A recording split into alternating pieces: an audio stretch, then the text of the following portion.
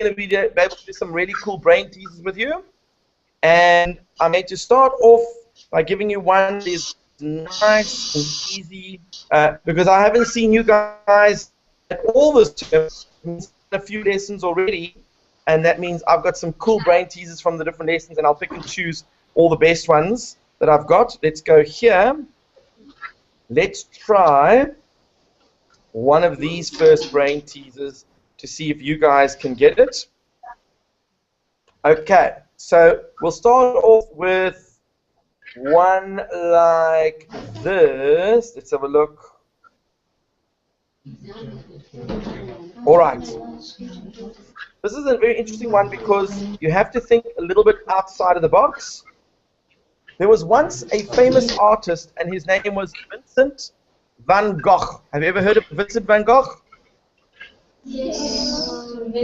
Vincent. You've heard of Vincent van Gogh? Yes. And what was so special about him? What did he do that was so strange? Yeah, that's not. Didn't he cut his ear? He did. And you know what he did with it? Yeah, he did. He posted it to his girlfriend. Oh, yes, Can you imagine? Okay. That's not the kind of Valentine's Day gift anyone wants. I think you'd prefer chocolates than ears. Wouldn't you agree? Yes. So, here's the thing.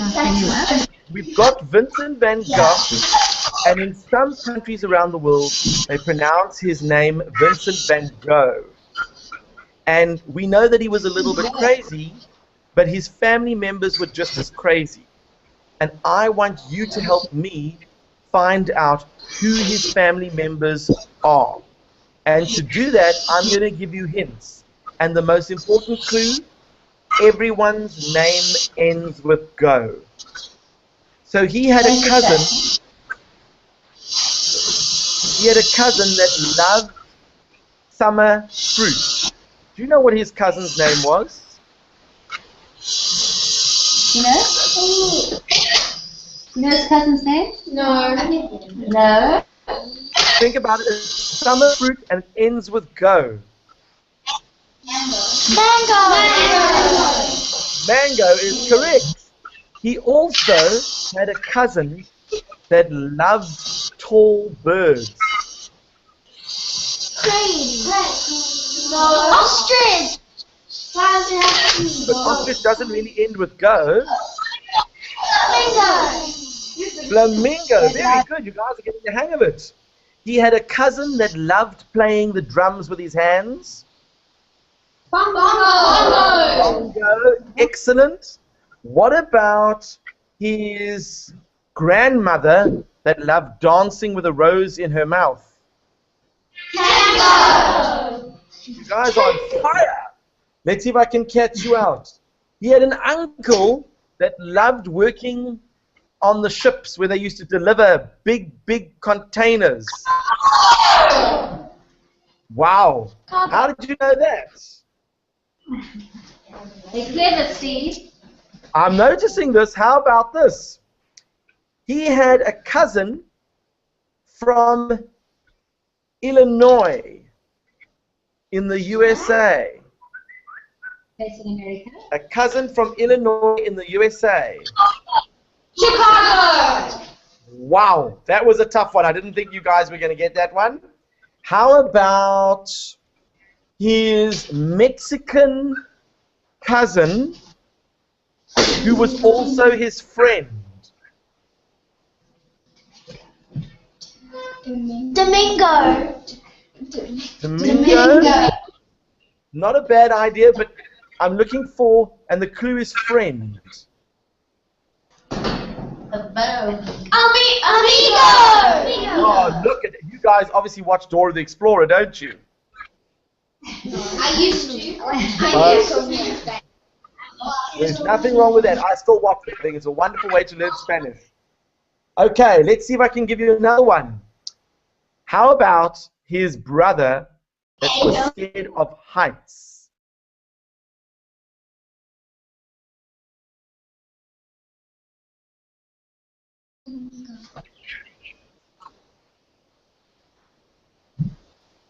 His brother that is scared of heights.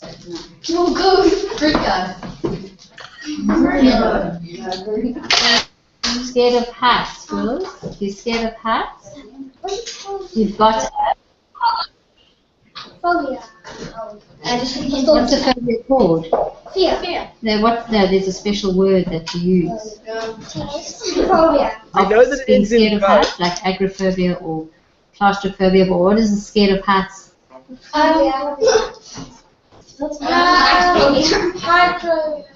Hydro is water. You're scared of hats?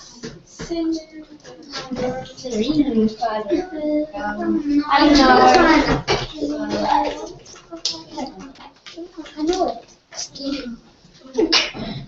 Scared of hats? Kite. If someone's scared of hats, you say, I've got a fear. Your fear, what is it?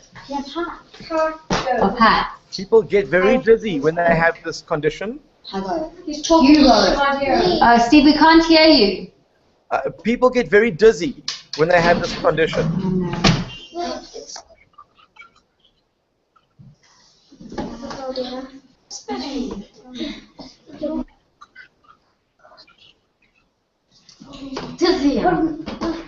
Does it go? It starts with a I don't remember what it's called. Motion sickness. No, it's not cars, scared of hats.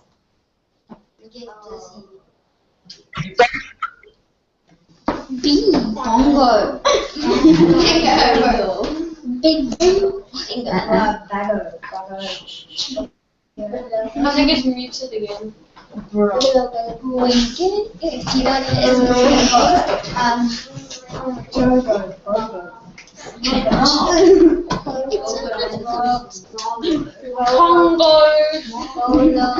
Beginning with B, girls.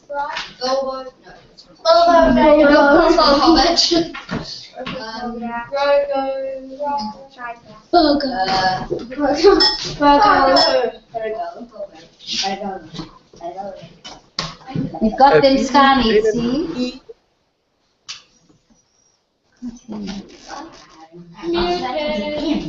We've lost you again.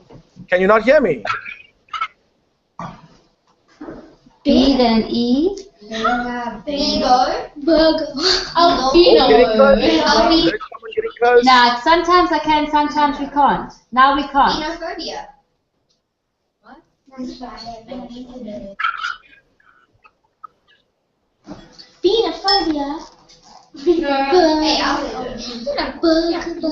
Bird. Bingo. It's B-I, not B-E. Verti. Virgo.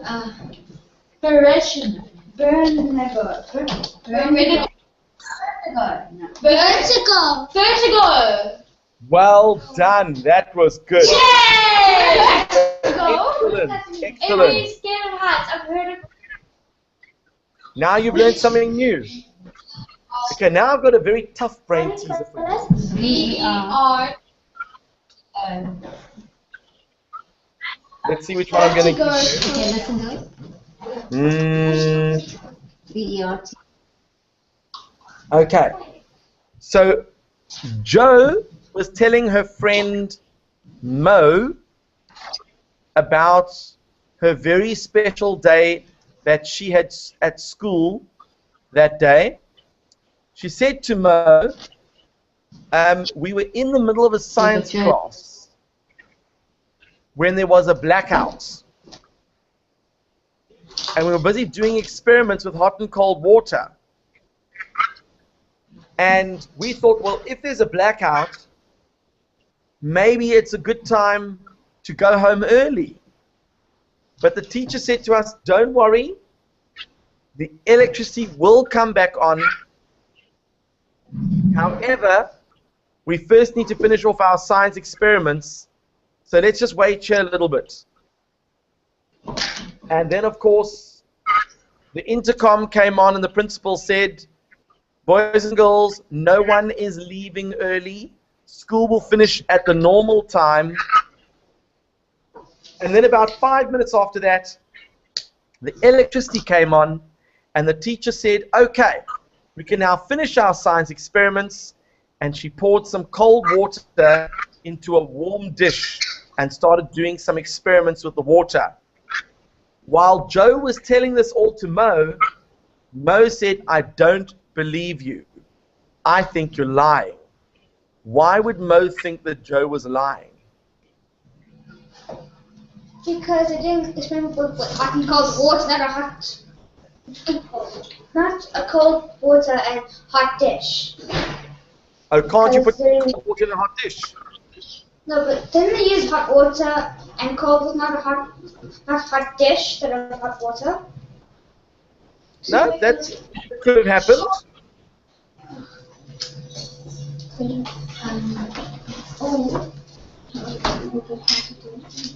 Listen to the whole story carefully, Philip.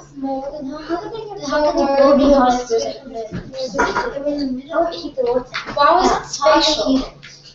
Well, put your Was it the bowl that was wrong? ask him. No, but they were doing Or isn't it hot the and dish? cold water. There could be two things that are a dish. They could be in a bowl and they could be like a satellite. How could they have used hot water? No, I'm just thinking of different words. Out of the box. Steve can't hear you if you mumble like that. Love, you must talk loudly. Yeah, a little bit of mumbling. What did you say, love? The teacher could have spilled cold water on the wires. The teacher could have spoken cold wires. But it wasn't why there was a blackout. There was just a general power failure. Power failure. So why would Mo think that Joe's story was nonsense? Because Because she's in the same school as her, so then obviously the blackout would have to happen to her too. And then it obviously didn't. Nice idea, but they go to different schools.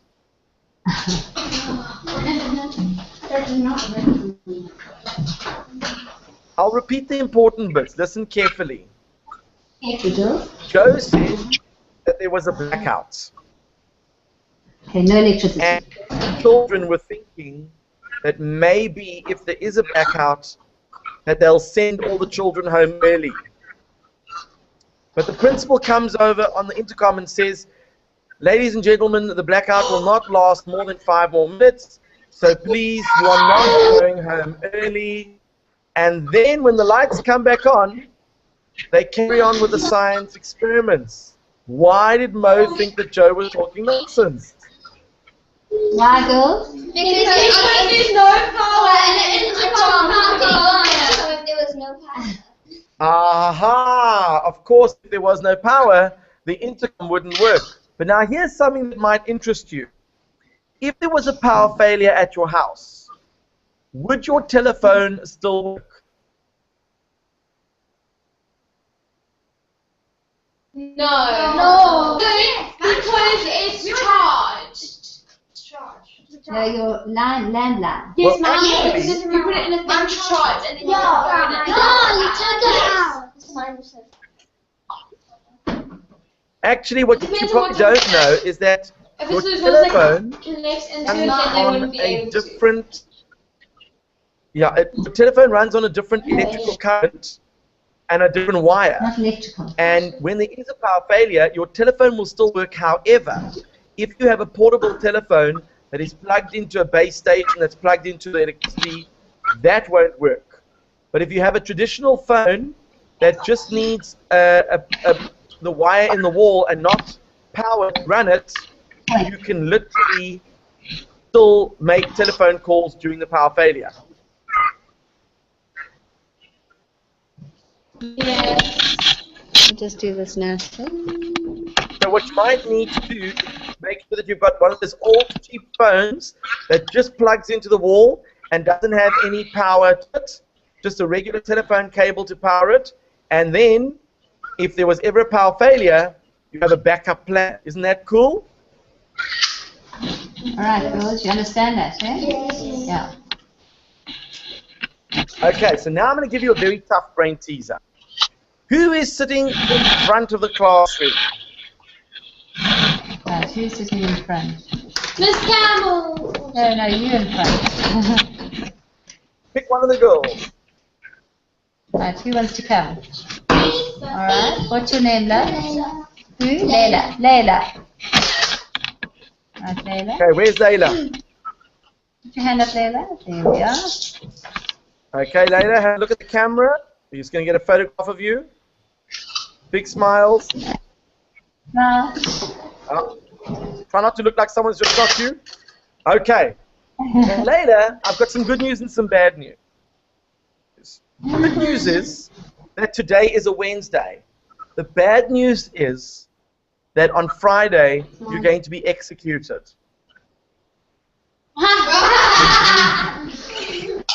So now, of course, that doesn't sound very good, does it? No, you don't want to be executed. So you beg and you plead with the executioner. You say, please come here.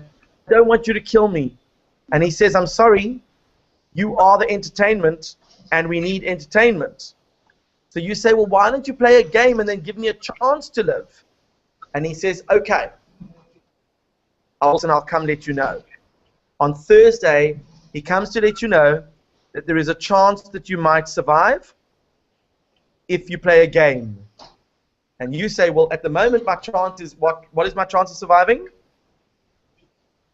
To play a game. The chance is 0 at the moment, because you're going to be executed on Friday. But if he plays a game, you might have a better chance of surviving. Does that make sense? Yes. Okay. So here's how the game works. He brings out 2 jars that have been painted black. You can't see into the jars. And he gives you 50 white marbles and 50 black marbles. And he says to you that you've got to put those marbles into those 2 jars. You can put all of them in one jar if you want to. You can put one color in one jar and 7 of other colors in the same jar, and the rest in the other jar. Doesn't matter, but you have to use all marbles. You understand that so far?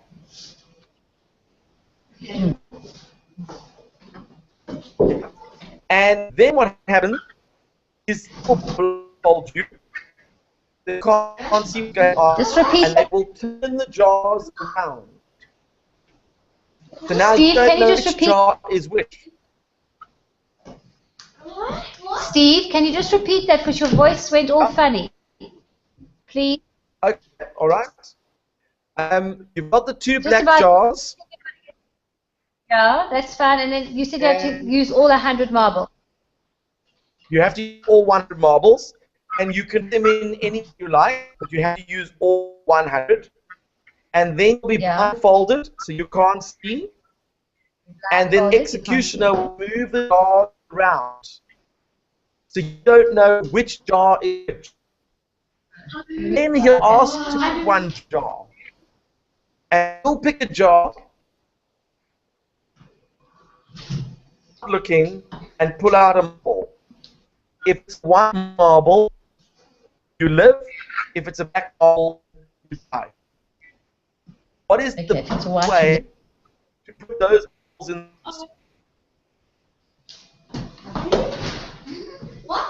Steve, you're going and coming and going. We can't hear you.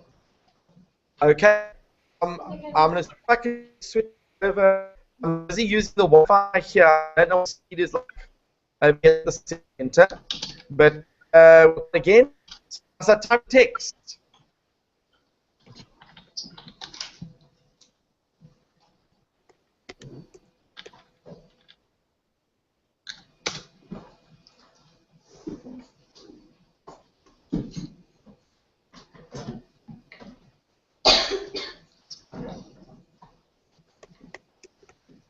You want to work out the best way to put the marbles into the jar. All the marbles. To give you the best chance of survival.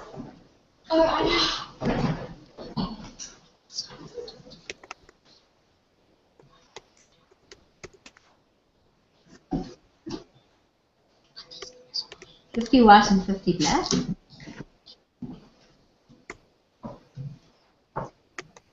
And you've got to take off 1 here.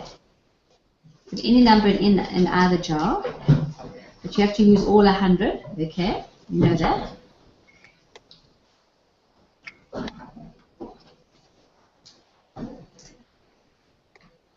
So could you put it in one jar? Any number in either jar. Yeah, so you put all 100 in one jar if you want to. And you just move the jars around.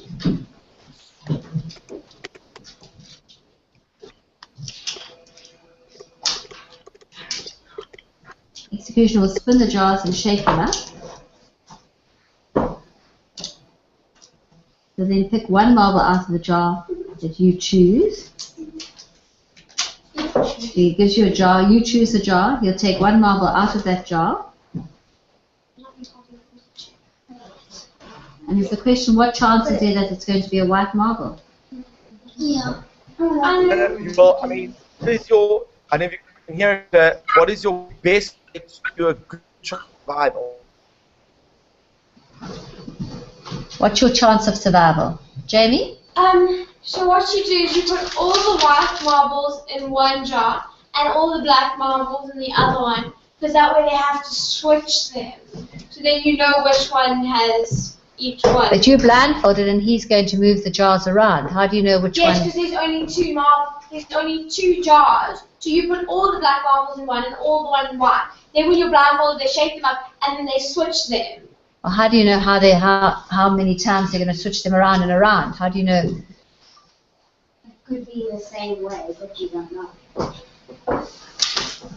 So the question is what percentage chance, is that right, Steve, have you got of surviving? Well, it's a percentage or action, but at the end of the day, we want to know, for example, if you're going to go all black in one jar, all white in the other jar, what would that mean from a probability point of view?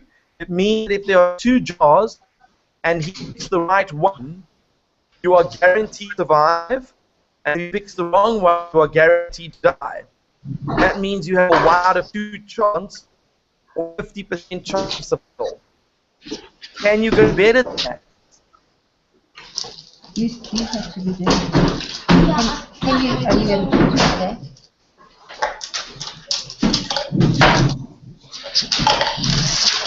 See, there are a couple who have to just leave. They're just going quickly. Right, afternoon, girls. No problem. Right. There's just a couple who have to go. Right, quickly, girls. Right, have you got an answer? Yeah, you put 25 white balls in the bottom and 25 black balls on top of them, because when they shake them, all the white balls will come up. Not Okay. necessarily. And where's the other girl? Are you also going? All right. Yeah, well, how do you know that they'll come up? How do you, that they're not lighter or heavier or anything than the others? Yes, but if they're all equally weighed, then when they shake them up and down, then the marbles Are going to can mix? come up. They'll mix. Yeah, and come up. But what happens if you pick the wrong jar? All right. You say it's 50-50. All right. All right. I'll See? say it's 51%. Say that's 57. You say 51%.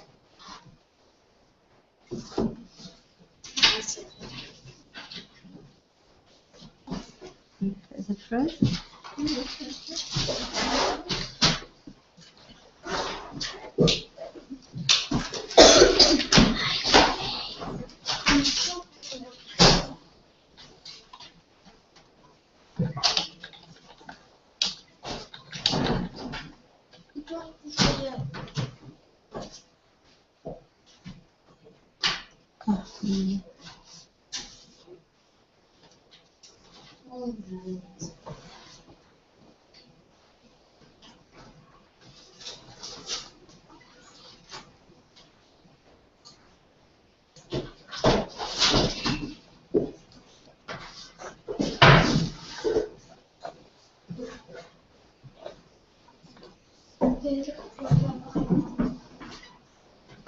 Miss Campbell, we don't have any English homework, do we, besides the spelling and the oral?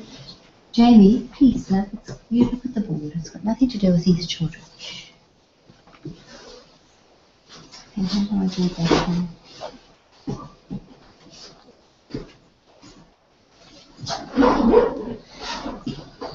Let's just try again.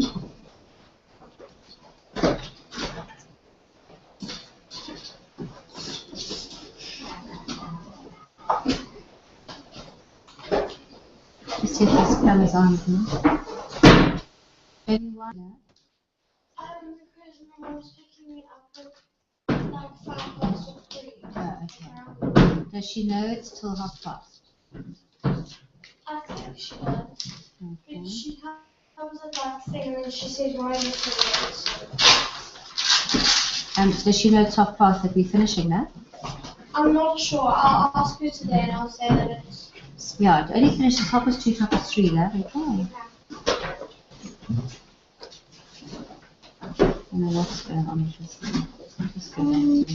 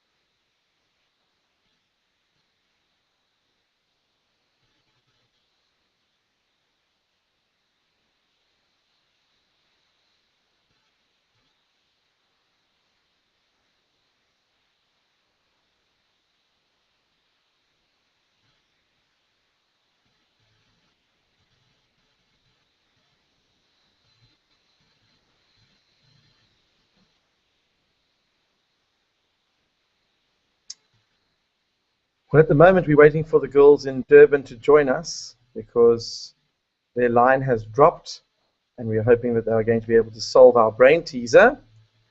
It looks like we're not having much success with the technology. Let's hope that they receive the invite. I'll try and call them quickly.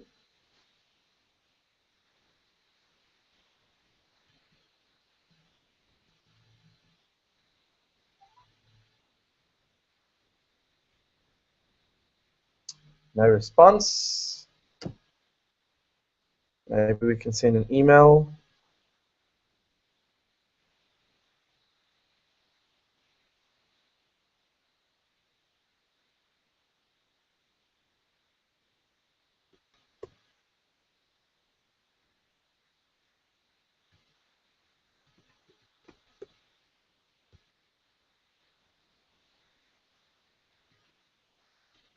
Let's send her a link to the Hangout.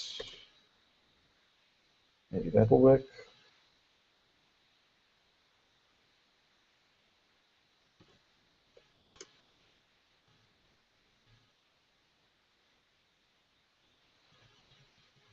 And for those of you that are watching, just to recap on the brain teaser, that you have been told that you are about to be executed and that you have a chance to survive by playing a game. The game is that you will have 50 white marbles, 50 black marbles, and you will have 2 black jars. You have to use all 100 marbles and put them into the 2 jars. How you want to put them in is up to you, but you have to use all 100 in the 2 jars. The 2 jars will then be mixed around and shaken up while you're not looking.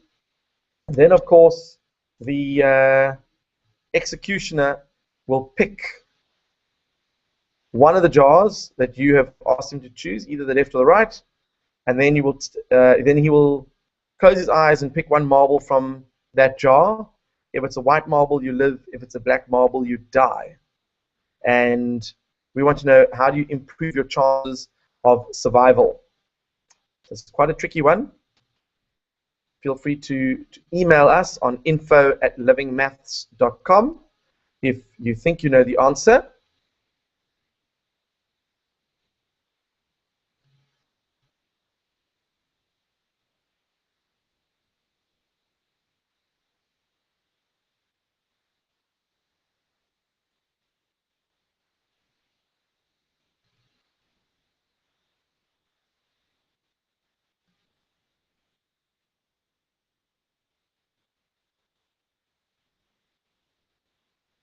We're just waiting for the girls at Durban College to join us. We've had a technical hitch where the internet is down and we are unable to get hold of them. But hopefully they'll be able to join us in a minute or two. I can see we've got some viewers from other countries who are watching on YouTube. Feel free to join in on the live broadcast. If you want to do some brain teasers with us, you're welcome to join the Hangout. And there should be a link to the Hangout next to the YouTube link. Otherwise, you can email me on info@livingmaths.com and we can try and involve you in the Hangout as well.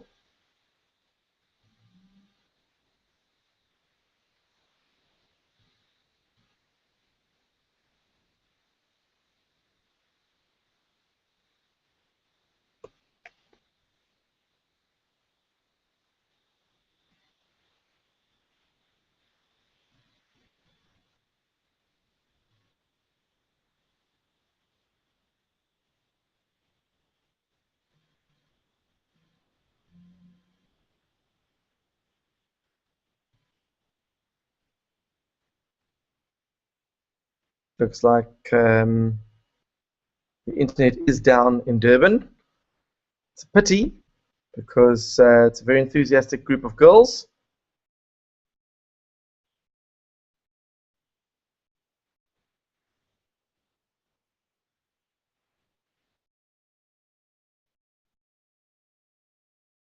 I'm not getting much of a response from the school.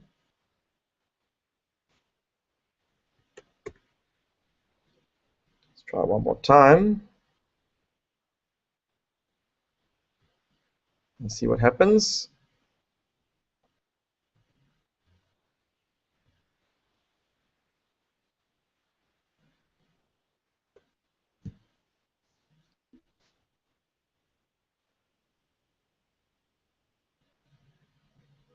We will be doing this session every week, so you are welcome to join us at this time every week.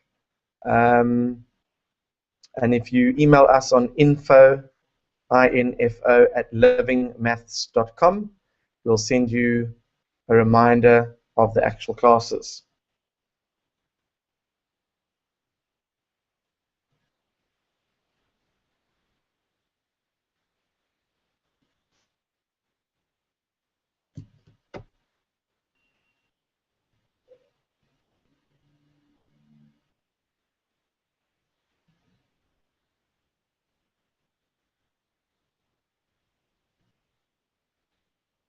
Okay, it doesn't look like the girls are joining us, so I'm going to stop the broadcast over here.